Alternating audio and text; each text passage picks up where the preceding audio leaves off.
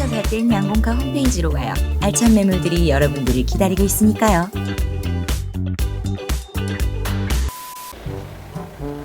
보쌈 먹자. 오늘 점심에 고기 먹고 싶어. 보쌈에 무쳐 보쌈 고기 상추에 한 쌈 넣어 보쌈에 무쳐. 자, 구독자 여러분 안녕하십니까, 양곰입니다. 오늘은 영상에 보시는 것처럼 바로 캡티바에 대해서 제가 촬영을 하겠는데요. 이 캡티바 제가 이제 양공카 운영하면서 처음으로 촬영하고 한 번도 팔아보지 못한 차. 양공카 운영하면서만이지 그전에는 뭐 판매했는데 뭐라 해야 될까, 많이 안 찼죠? 네. 그래서 캡티바를 이제 소개할 건데, 자, 이 차는 작년에 우리 아반떼 DJ 용인에서 오신 분, 제 거래 후기 있죠? 이러고 춤췄던 우리 그 분이 캡티바를 원래 하나 있었어요. 이제 그 사모님 탓이라고 있는 캡티바인데 요거를 팔고 다른 차를 사오면서 이 차를 판매했습니다. 먼저 스펙 띄워드리겠습니다. 자, 2016년 9월 등록입니다. 주행거리 66,000km, 2.0 이륜의 LTZ 보시는 것처럼 G색인데, 이 차 아쉽게도 사고 있는 차입니다. 그러니까 이제 뭐 제가 누누이 말씀드렸는데, 이 중고차에서는 외관, 이 뭐 본넷, 휀다 뭐 이런 거는 무사고의 단순견인데, 쿼터 패널이라고 하죠. 뒤 휀다는 그거 하나만 교환이 들어가도 중고차 상에선 사고로 들어가는 차입니다. 그래서 이 차는 조수석 뒤 휀다, 조수석 뒤 문짝이 교환이 돼 있는 사고 차량이라고 보시면 됩니다. 엄연히 따지면은. 먼저 외관 상태 보고 와서 다시 한 번 더 설명드리도록 하겠습니다.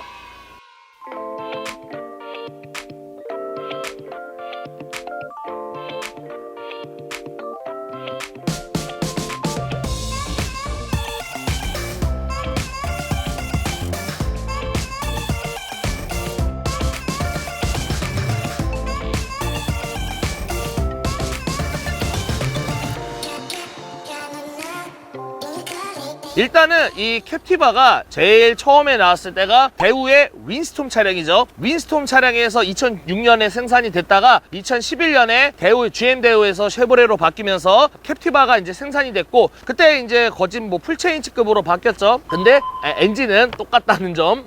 그래서 이제 캡티바가 생산이 됐고, 페이스리프트 전 모델만 해도 캡티바는 유로5 엔진에 젠2 미션을 탑재했습니다. 그런데 페이스리프트 되면서 유로6 엔진 i10 미션이 탑재됐습니다. 쉐보레 하면 사실상 미션에 대한 그런 이제 말들이 많잖아요. 제일 유명한 게 보령 미션이잖아요. 사실 처음에 트랙스도 그렇고 라프, 크루즈, 올란도, 뭐 캡티바 다 보령 미션이었고, 그 다음에 바뀐 게 젠2 미션, 그 다음에 이제 올류 말리부, 그 다음에 뭐 올류 크루즈, 뭐 더 뉴 트랙스에 나오는 거는 젠3 미션. 이 캡티바만 페이스리프트 된 i10 미션을 사용했습니다. 그 다음에 이제 페이스리프트 되면서 등급상관 없이 전트림의 마이링크가 기본으로 제공이 된다는 점. 아쉽게도 이 캡티바는 2018년 이후로 사실상 단종이 됐다고 보시면 됩니다. 왜냐? 뭐 판매량도 많이 저조했고요. 산타페에도 밀렸고, 소렌토에도 당연히 밀렸고, 하다못해 투싼 스포티지에도 다 밀렸고, 18년부터 단종되고, 그때 들어온 차가 이코너스 더 망했죠. 그것도 지금 조금 많이 좀 안 좋고. 네. 자, 2차 등급은 LTZ라고 말씀드렸습니다. LTZ는 기본적으로 많이 들어가져 있는데, LTZ는 기본 옵션이 전방 주차 보조 시스템이 들어가져 있고요. 그 다음에 후측방 경고등, 그 다음에 19인치 투톤 알로이 휠.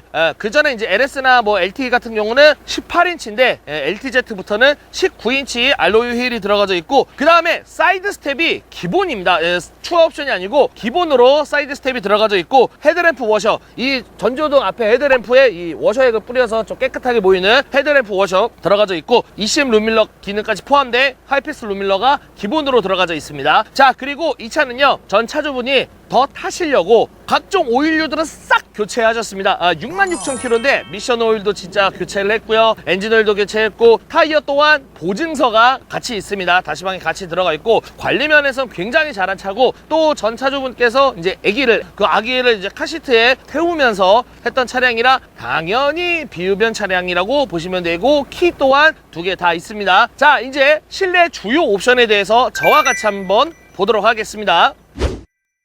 자, 캡티바 실내 주요 옵션 보도록 하겠습니다. 자, 먼저 운전석 도어 트립 쫙 보시면은 얘는 되게 웃긴 게 이 캡티바는 운전석만, 이 운전석 창문만 오토입니다. 그러니까 내리는 거 올리는 거 오토고, 그 다음에 올란도 크루즈 같은 경우는 조수석이나 뒷좌석에도 다 반자동인데 얘네는 반자동도 아니에요. 그냥 운전석만 오토 윈도우 내리고 올리는 거 원터치라고 보시면 되고요. 시트 쪽 보시면은 운전석에 전동 시트가 들어가져 있고요. 시트가 좀 사용감은 있네요. 여기 이렇게 보시면은 사용감은 좀 있고, 그 외에는 1열 시트, 2열 시트 굉장히 깨끗합니다. 시트 상태 굉장히 양호하고 아주 좋습니다. 핸들 왼쪽으로 보시면은, 자, 요게 사이드미러 접는 거고요. 그 다음에 요게 헤드램프 워셔. 아까 제가 말씀드렸죠? 전조등을 워셔액을 뿌려서 깨끗하게 볼 수 있게끔 헤드램프 워셔 버튼이 여기 있고요. 자, 이 밑에 뭐가 이렇게 복잡합니다. 딱 봐도 이게 뭐지라고 하시는 분들이 있으실 텐데, 자, 얘는 트릭 컴퓨터가 이쪽에 붙어 있습니다. 그래서 트릭 컴퓨터가 요렇게 4개가 들어가 있는데 요거 다 트릭 컴퓨터라고 보시면 됩니다. 자, 핸들 쪽 보시면은 페이스 리프트 되면서 핸들도 바뀌었습니다. 페이스 리프트 전 핸들이랑 페이스 리프트 된 핸들이랑은 완전히 차이가 있습니다. 그래서 왼쪽에 지금 크루즈 컨트롤 기능이 있고요. 그 다음에 이제 전화 받는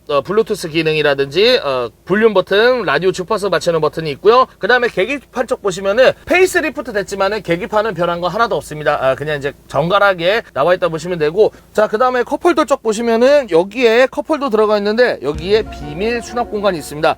여기 보시면 푸시라고 해서 누르고 이제 앞뒤로 움직일 수 있다는 건데, 자, 푸시해서 이렇게 뒤로 빼면은 여기에 비밀 수납 공간이 있습니다. 네, 여기 이렇게. 자, 2차 캡티바 타시는 분들, 자기 남자친구가 또는 남편이 캡티바를 탄다, 이쪽에 꼭 수납 공간 확인해 보세요. 비상금이 숨겨져 있을 수 있습니다. 꼭 한번 보세요. 네, 우스갯소리입니다. 네.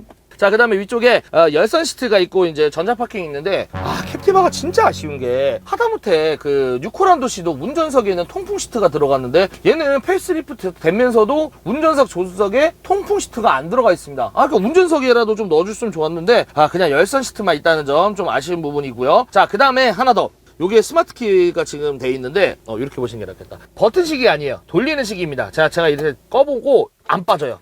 자, 이렇게 지금 보시면 안 빠져요. 힘으로 줘도 안 빠지고, 이렇게 좀 이게 돌리는 식으로. 예전에 SM5 2010년 이전 거 인프레이션이라든지 SM7 뉴아트 보면은 시동 걸 때 버튼식이 아니고 돌리는 방식이잖아요. 얘 캡티바 또한 풀옵션이라도 이 돌리는 방식입니다. 해서 누르고 온 이렇게 하면은 지금 이렇게 불이 들어옵니다. 그리고 브레이크 밟고 한번 돌리면 시동이 걸립니다. 버튼식이 아니라는 점. 자, 그 다음에 공조기 쪽 보시면은 TCS 버튼, 이거는 뭐 HDC에서 경사로 저속 주행 시스템, 그 다음에 비상 깜빡이, 전후방 센서, 이거 전방 센서예요. 전방 센서만 들어가 있고, 뭐 스포츠 모드 있는데 이거 뭐 크게 의미가 없다고 보시면 되고, 자, 위쪽 공조기 나머지 이렇게 다 들어가 있고요. 자, 마이링크 들어가져 있는데, 마이링크가 처음에 나왔을 때는 말이 굉장히 많았습니다. 근데 지금이 많이 개선돼서 안드로이드 오토나 뭐 저기 애플 카플레이로 오토가 돼서 여기서 블루투스 연결해서 핸드폰으로 이제 내비를 키면은 이 화면에 내비게이션이 보이는 마이링크가 들어갔다고 보시면 됩니다. 그리고 이제 후방 카메라 잘 나옵니다. 후방 카메라 잘 나오고요. 자, 그 다음에 위쪽으로 보시면은 하이패스 룸밀러 장착이 돼 있고요. 아까도 말씀드렸다시피 하이패스 룸밀러 기본 장착입니다. 그리고 이제 뒤쪽에 블랙박스 2채널로 돼 있고 작동 다 확인됩니다. 자, 그 다음에 캡티바 LTZ 등급에는 추가 옵션이 3가지가 들어갔는데, 첫 번째는 이제 썬루프, 그 다음에 두 번째는 7인승 패키지, 그 다음에 세 번째는 외장 화이트 펄. 지금 얘는 추가 옵션이 아무것도 안 돼 있는 LTZ 기본입니다. 그러니까 LTZ만 되더라도 충분히 옵션 면에서는 잘 돼 있고 편의사항도 잘 돼 있다고 보시면 되고, 그래서 천장에는 썬루프가 들어가 있지 않습니다. 그래서 뭐 천장도 지금 다 깨끗하다고 보시면 되고, 나머지는 제가 2열 시트 가서 좀 설명을 드릴 건데, 제 생각에는 이게 캡티바가 사실상 소렌토랑 산타페 크기로 나온 건데, 일단 크기만 봤었을 때는 캡티바가 그렇게 이제 크다고 표현하기 좀 그렇고, 그래도 이 캡티바는 사실상 매니아층들이 굉장히 많은 차입니다. 페이스리프트 모델은 심지어 그 동호회 카페 가면은 없어서 못 팔 정도로 개인 거래가 좀 활발하게 이루어지잖아요. 사실 동호회 차들은. 거기에도 페이스리프트가 거진 뭐 없어서 못 팔 정도다라는 소리가 있을 정도로 매니아층들이 두터운 차량이라고 보시면 될 것 같습니다. 자, 일단 제가 뒷자리 가서 다시 한 번 더 설명드리도록 하겠습니다. 자, 뒷자리 제가 탑승해 보도록 하겠습니다. 일단 기본적으로 썬팅도 잘 돼 있네요. 자, 일단은 제가 지금 뒤로 최대한 누웠는데 앞에는 운전석은 제 시트 포지션에 맞춘 상태입니다. 이렇게 봤었을 때 아우 널널하고 좋네요. 이거 확실히 패밀리카로도 손색이 없을 정도로 정말 좋네. 뒷자리도 뭐 불편하고 뭐 딱딱하고 그런 거 없이 굉장히 편안하고 좋습니다. 그리고 뒷자리에도 열선 시트가 있는데 창문 윈도우 스위치 바로 뒤에 밑에 열선 시트가 운전석 뒤에 조수석 뒤에 들어가져 있고요. 그 다음에 요 가운데 팔걸이 좀 내려볼까요? 야, 이거 팔걸이라고 하긴 좀 그러네. 그냥 내렸을 때 딱 컵홀더만 이렇게 들어가 있네요. 그래서 그냥 이제 컵홀더만 이렇게 넣을 수 있는 이렇게 좀 들어가 있고, 자, 그리고 지금 보시면 여기 이렇게 좀 자국이 남아 있죠. 요쪽에 전 차주분이 카시트를 했던 흔적이 이렇게 있습니다. 요거는 이렇게 보시면 될 것 같고, 자, 에어백도 다 들어갔습니다. 뭐 쉐보레 하면은 원체 이제 좀 안전적으로 많이 신경을 쓴 차 중에 하나. 그래서 에어백은 다 들어가져 있고, 이렇게 해서 실내 주요 옵션의 캡티바에 대해서 보셨는데 편의사항은 당연히 현대기아보다 좀 아쉬운 부분이 있습니다만은 그래도 기본적으로는 다 들어가져 있고, 또 이 캡티바 하면은, 아니 캡티바를 떠나서 쉐보레 하면은 안전함의 또 대명사잖아요. 근데 실내에도 옵션 면에서도 안전성도 굉장히 좀 많이 들어가야죠. 인듯 이런 부분이 좀 메리트가 있는 것 같습니다. 나머지는 제가 정리해서 말씀드리기 전에 트렁크도 봐야 되겠죠. 트렁크 이따 뵙겠습니다. 자, 트렁크 일단 제가 한번 열어보겠습니다. 일단은 이제 2열 시트도 리클라이너 기능이 되고 또 앞으로도 접히니까는 뭐 공간 쪽으로는 확실히 활용한데, 아까 제가 말씀드렸다시피 7인승 패키지가 원래 들어갑니다, 추가로. 근데 이 차는 5인승입니다 7인승이 아니라서 지금 이 시트가 접혀 있지도 않고 아무것도 없습니다. 해서 수납 공간이 요렇게 지금 뭐 요렇게 좀 들어가져 있고, 그 다음에 여기도 이런 식으로 지금 수납 공간이 좀 이렇게 들어가져 있는데 SUV에 딱 맞게 적당하네요. 네. 이렇게 보니까 또 산타페만큼 큰 것 같기도 한데 소렌토보다는 확실히 작은 느낌인데 괜찮지 않나요? 그리고 딱 문 열고 이렇게 그냥 이제 여기 예를 들어서 뭐 데이트한다 그럼 여기 여자친구랑 같이 이제 앉아서 이렇게 뭐 뷰도 보고 괜찮네요. 트렁크 정말 괜찮네요. 그리고 중요한 거, 트렁크에 짐을 이제 많이 실은 차들은 여기 보시면 이렇게 스크래치가 나 있는데 요거는 지금 보시는 것처럼 스크래치가 없습니다. 정말로 짐을 많이 안 실었고, 그 다음에 저번에도 제가 이거 차 매입하러 가면서 우리 고객님한테도 여쭤봤을 때 짐을 뭐 많이 실은 것도 없다고 하더라고요. 그래서 지금 이쪽에도 스크래치가 없고, 그 다음에 여기도 지금 이렇게 보시면은 요렇게 지금 스크래치가 뭐 전혀 없습니다. 아주 깨끗한 차라고 보시면 될 것 같고, 그리고 얘가 이제 유로6 엔진이다 보니까는 요소수가 들어가요. 요소수가 어딨냐? 여기에 요소수 통이 있습니다. 지금 요소수 통이 있어서 이 엔진에는 요소수가 들어간다고 보시면 됩니다. 해서 일단은 총괄적으로 다시 한 번 더 말씀을 드리도록 하겠습니다. 그냥 싹싹싹!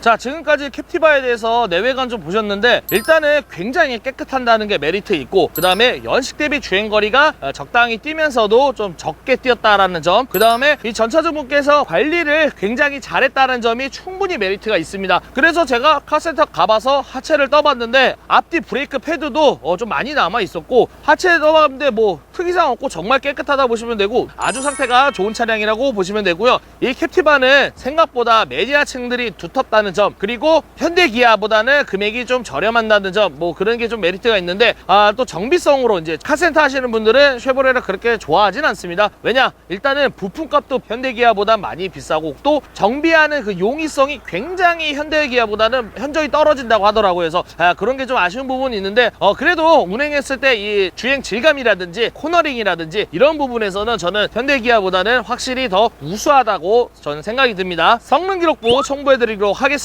보시면은 사고차입니다. 엔진 쪽도 아니고 뭐 그렇다고 뭐 이제 뭐 이렇게 막 들어간 차 사고도 아니고, 조수석 뒷문짝이랑 조수석 뒤 휀다가 교체가 돼 있어서 중고차 상에서는 사고로 들어갑니다. 단순하게 봤었을 때 그냥 외관 껍데기 교환이지 않냐라고 생각하신 분들도 계시지만은 그것도 맞는 과 동시에 뒤 휀다는 성능상에서는 무조건 사고로 들어간다는 점, 누유 또한 아무것도 없이 아주 깨끗하다고 보시면 됩니다. 자, 그리고 보험 이력조에 첨부해드리겠습니다. 내 차 피해 2건 있습니다. 그 2건 딱 뒤엔다 뒷문자 따닥 교체가 돼 있다는 점, 그렇게 해서 딱 보험 이력 2건이 나온다는 점 보시면 되고요. 자, 그 다음에 이제 최종 금액을 말씀드려야 되죠. 제가 시세를 정말 계속 누누이 계속 찾아보고 다시 한 번 더 봤습니다. 혹시나 내가 또 이거 진짜 비싼 건가 해서 진짜 많이 찾아봤습니다. 해서 제가 내린 이 최종 금액은, 드릴 수 있는 금액은 1,300만 원까지 드리도록 하겠습니다. 차값 1,300만 원까지 드리는 걸로 하겠습니다. 해서 여기서 영상 마치도록 하고요. 저는 또 다음에 좋은 차 또는 좋은 영상 또 좋은 컨텐츠로 우리 구독자님들한테 찾아뵙도록 하겠습니다. 이상 양곰이었습니다. 감사합니다. 점심은 고기 보쌈 하